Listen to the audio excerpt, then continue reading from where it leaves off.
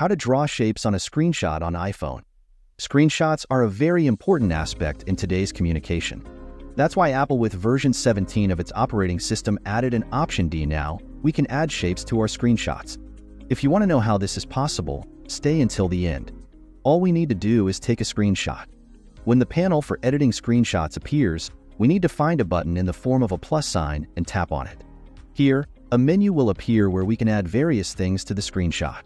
We can also add a sticker, signature, description, and what we need, which is a shape.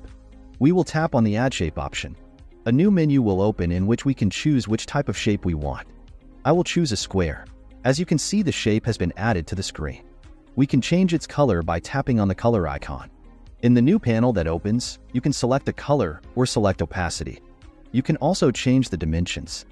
However, the most important thing is that we can write the text in this form. We will tap twice on it and enter the text we want.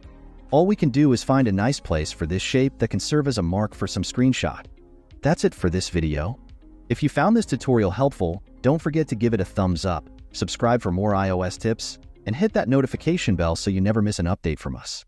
Thanks for watching, and I'll see you in the next one.